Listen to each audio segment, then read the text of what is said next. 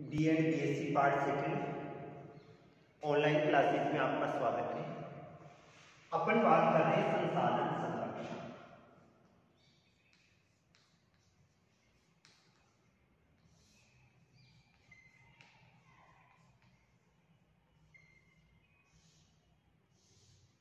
यानी संरक्षण शब्दावली का जो प्रयोग है वो किसी भी प्रकार के संसाधन की रक्षा हेतु प्रयुक्त होता है। भाई उसका उपयोग अपने को इस आधार पर करना चाहिए कि अपना भी काम निकल जाए, अर्थात अपनी भी आवश्यकता की पूर्ति हो जाए, और जो वो संसाधन है वो आने वाली भावी पीढ़ी के लिए भी पर्याप्त मात्रा में या प्रचुर मात्रा में उपलब्ध हो जाए। तो संरक्षण शब्द का तात्पर्य होता है संसाधनों का मितव्ययतापूर्ण उपयोग, अर्थात वर्तमान आवश्यकता की पूर्ति के साथ अगर भावी पीढ़ी की आवश्यकता पूर्ति को ध्यान में रखा जाता है तो इसे क्या कहा जाता है? संसाधन संरक्षण कहा। संसाधन संरक्षण का तात्पर्य होता है अगर वर्तमान आवश्यकता की पूर्ति के साथ अगर भावी पीढ़ी की आवश्यकता पूर्ति को ध्यान में रखा जाता है तो इसे क्या कहा जाता है? संसाधन संरक्षण कहा जाता है। अब संसाधन संरक्षण की विधियों की बात करें तो सबसे पहली विधि आती है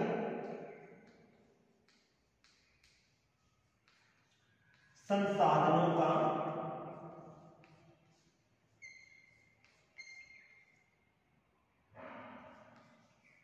मितव्ययतापूर्ण उपयोग।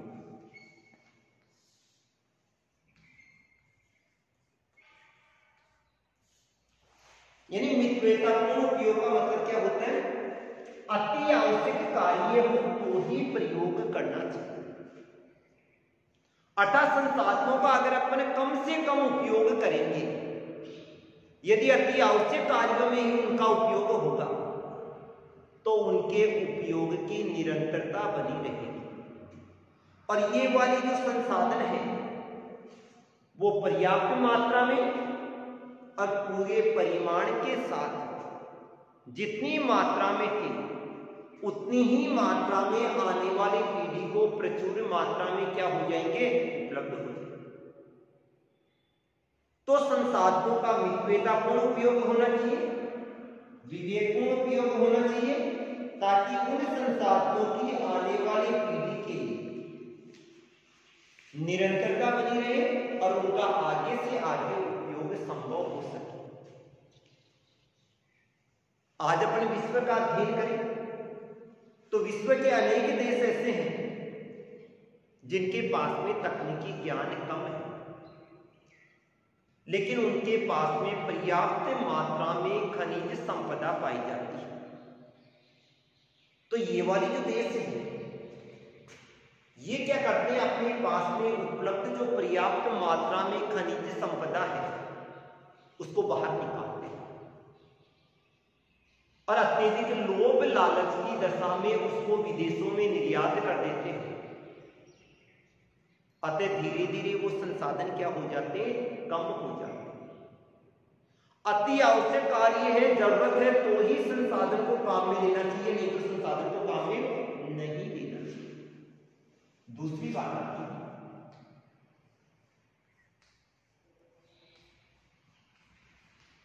प्राकृतिक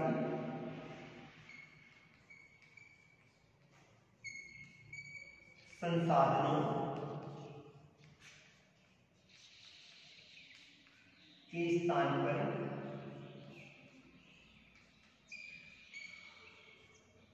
कृत्रिम संसाधनों का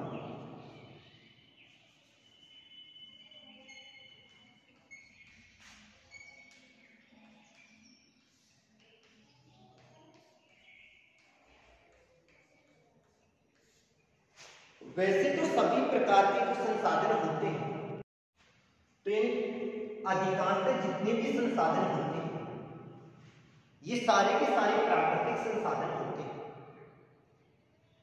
लेकिन प्राकृतिक संसाधनों में अपन जैविक संसाधनों को अगर सम्मिलित करें तो जैविक संसाधनों में पेड़ पौधे आते हैं, जीव जंतु आते हैं और मनुष्य आते हैं।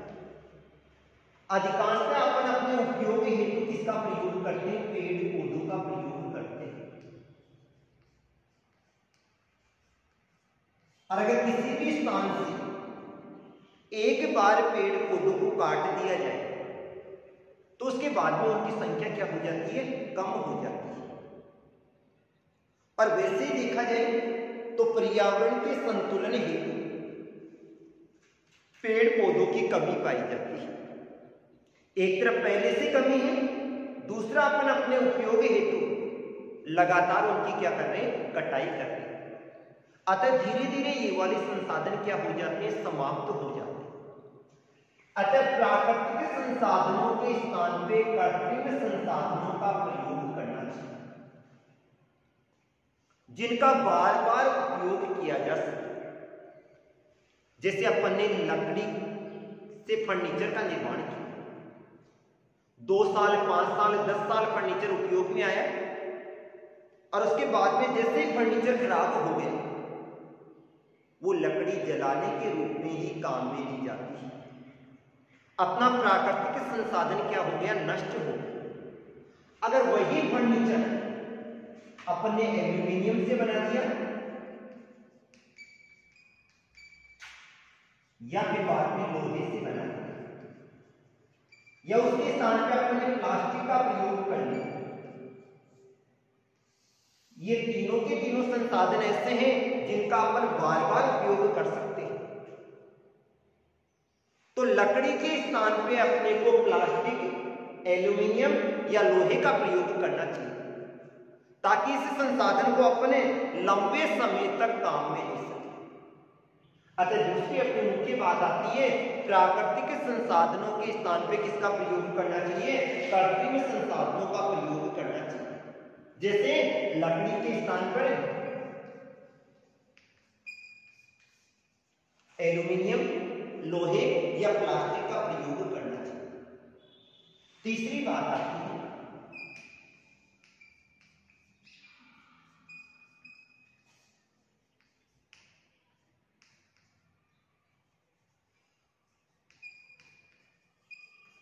सीमित संसाधनों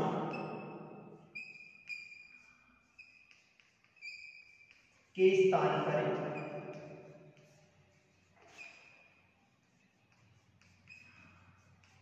असीमित संसाधनों का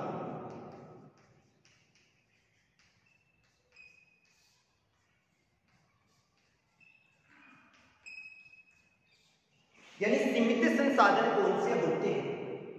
वे संसाधन जिनके भंडार निश्चित मात्रा में पाए जाते हैं। सीमित संसाधन कौन से होंगे? वे संसाधन जिनके भंडार निश्चित मात्रा में पाए जाते हैं और लगातार अत्यधिक मात्रा में उपयोग करने पर इनके भंडार जल्दी ही क्या हो जाएंगे? समाप्त हो जाएंगे। ये तो कहलाते हैं सीमित संसाधन। और असीमित संसाधन कौन से होते हैं? वे संसाधन जिनके भंडार अपार मात्रा में पाए जाते हैं और ये वाले संसाधन कभी भी समाप्त नहीं।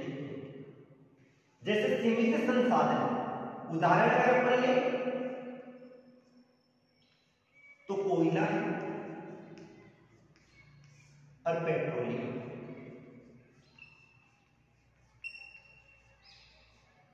दोनों का ही जो उपयोग है वो ऊर्जा उत्पादन हेतु किया जाता है। अर्थात इन दोनों का उपयोग अपन किसके लिए कर रहे हैं? ऊर्जा उत्पादन के लिए कर रहे हैं।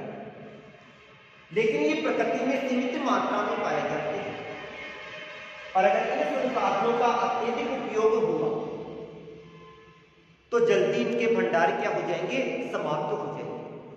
और आने वाली पीढ़ियां किताबों में पढ़ेगी, पहले कोयला होता था, पहले पेट्रोलियम। अतः इनके स्थान पर किसका प्रयोग करना चाहिए? असीमित संसाधन। ऊर्जा के विकल्प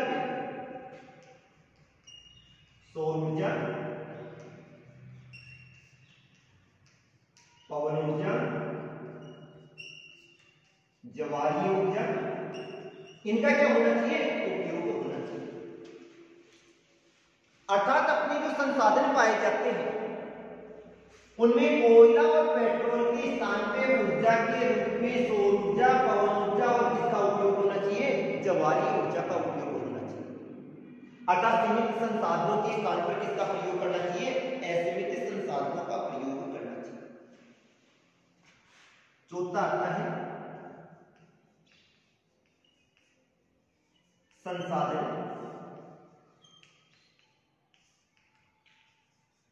पुनर्चक्रण विधि का प्रयोग।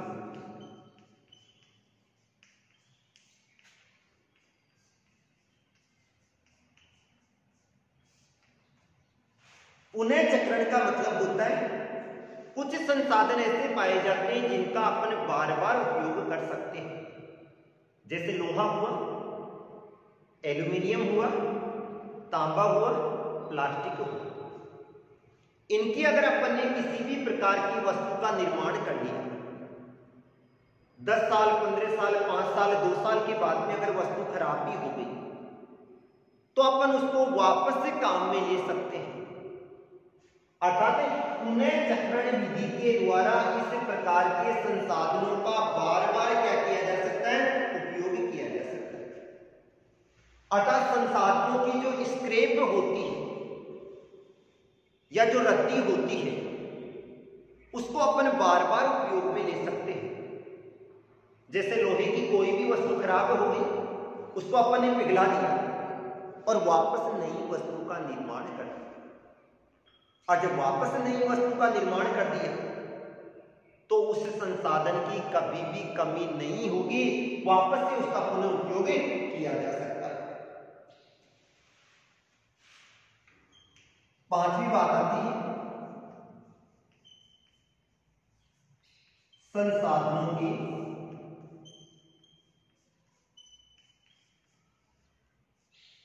विकल्पों का प्रयोग। अर्थात अपने को वैकल्पिक संसाधनों का प्रयोग करना चाहिए। वैकल्पिक संसाधनों से मतलब होता है जिन संसाधनों के भंडार सीमित मात्रा में पाए जाते हैं या बिल्कुल ही कम मात्रा में पाए जाते हैं, उनके स्थान पर अन्य विकल्प का प्रयोग करना चाहिए।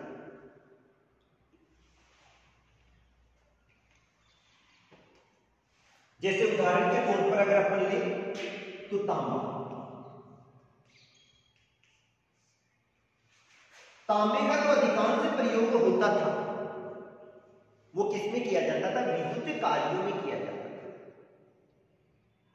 धीरे धीरे स्थिति क्या हुई, तांबे के भंडार समाप्त होने के कगार पर आ गए, अर्थात कम हो गए।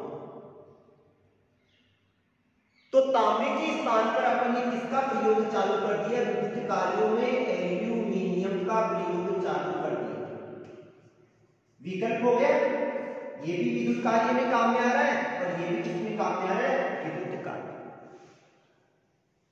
तो जिन संसाधनों के भंडार कम मात्रा में या सीमित मात्रा में पाए जाते हैं, उन संसाधनों के स्थान पे उनके विकल्पों का प्रयोग करना चाहिए। जैसे कि तांबे के स्थान पर किसका प्रयोग होना चाहिए, एल्यूमिनियम का प्रयोग होना चाहिए, ताकि वो संसाधन लंबे समय तक संरक्षित रह सके। अगला है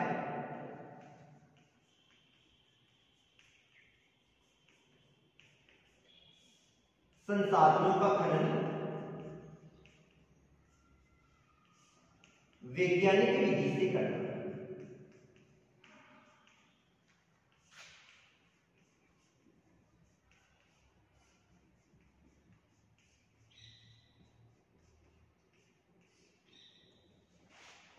जब अपने खान से किसी भी प्रकार के खनिज को निकालते हैं तो अनेक खनिज एक साथ पाए जाते हैं। जैसे अपन कोयले का खनन करते हैं तो अपना ध्यान केंद्रित किस पे रहता है, कोयले पर ही रहता है। लेकिन उस कोयले के साथ में प्राकृतिक गैस भी पाई जाती है। अगर अपन इन दोनों प्रकार के दुर्लभ संसाधनों का उपयोग कर लेंगे तो पृथ्वी के धरातलीय भाग पर ये दोनों के दोनों संसाधन अपार मात्रा में उपलब्ध होते हैं। तो इनका जब खनन किया जाता है तो वैज्ञानिक विधि को काम में लेना चाहिए और संपूर्ण धातु का निष्कर्षण करना चाहिए। ऐसे जैसे शीशा हुआ, जस्ता हुआ, है ना, और चांदी हुई, ये एक साथ मिश्रित अवस्था में पाई जाती है। अपन एक खनिज को निकाल रहे हैं, दूसरे को नहीं निकाल रहे। तो जब खान से खनिज पदार्थ को निकाला जाए या उसको शोधित किया जाए तो उन्नत वैज्ञानिक विधि को काम में लेना चाहिए ताकि वो संसाधन लंबे समय तक काम में आ सके प्लस संरक्षित किया जा सके। इसके बाद में आता है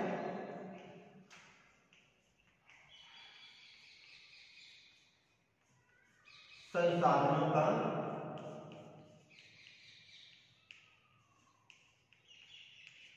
बहुउद्देशीय उपयोग। यानी बहुउद्देशीय उपयोग का मतलब होता है किसी भी वस्तु का एक से अधिक कार्यों में काम में लेना ही क्या कहलाता है? बहुउद्देशीय उपयोग कहलाता है। जब किसी भी प्रकार के संसाधन को अपन अनेक उद्देश्यों की पूर्ति हेतु अगर उपयोग में लेंगे तो उसके द्वारा उस संसाधन की लंबे समय तक आपूर्ति बनी रहती है। जैसे तांबा है, अब तांबे का उपयोग अपन विद्युत कार्यों में भी ले रहे, मिश्र धातुओं के निर्माण में भी ले रहे। उसी प्रकार से जैसे कोयला है, कोयले को जलाने के रूप में, ऊर्जा के रूप में काम में ले रहे, तो उससे कृत्रिम पेट्रोल का निर्माण भी करना चाहिए। तो संसाधनों का एक से अधिक उद्देश्य की पूर्ति हेतु क्या करना चाहिए? उपयोग करना चाहिए, बहुउद्देशीय उपयोग करना चाहिए। इसके बाद में आठवां आता है नए संसाधनों की खोज।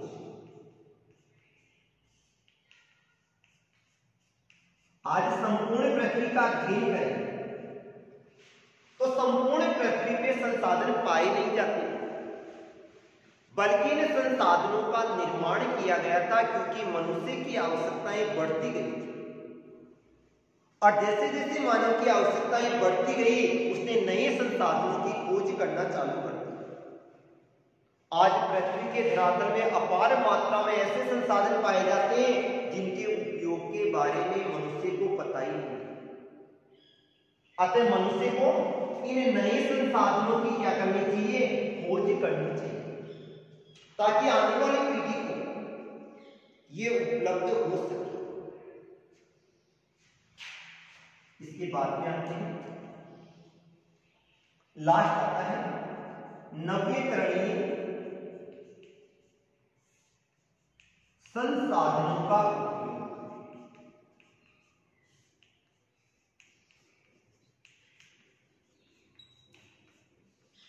यानी नवीकरणीय संसाधन कौन से होते हैं? वे संसाधन जिनका दोबारा से नवीनीकरण किया जा सके, अर्थात जिनको अपन बार बार उपयोग में ले सके। अगर अपन नवीकरणीय या समापित संसाधनों के स्थान पर नवीकरणीय संसाधनों का प्रयोग करते हैं तो उन संसाधनों का बार बार उपयोग किया जा सकता है और ये संसाधन कभी भी समाप्त नहीं होंगे। क्यों नहीं होंगे? क्योंकि इन संसाधनों का पुनः नवीनीकरण करते हुए दोबारा से उपयोग में लिया जा सकता है। लोहा हुआ, एल्यूमिनियम हुआ, इनका अपन दोबारा उपयोग ले सकते हैं, जबकि जैसे पेट्रोल हुआ या कोयला हुआ, ये किस में आते हैं? नवीकरणीय संसाधनों में आते हैं। और इनको अगर अपन ने एक बार काम में ले लिया तो इनके बाद भी इसका उपयोग संभव नहीं होता है। अतः नवीकरणीय संसाधनों का क्या करना चाहिए? उपयोग करना चाहिए। ये थे संपूर्ण संसाधनों के संरक्षण की विधियां। आज के लिए इतना ही।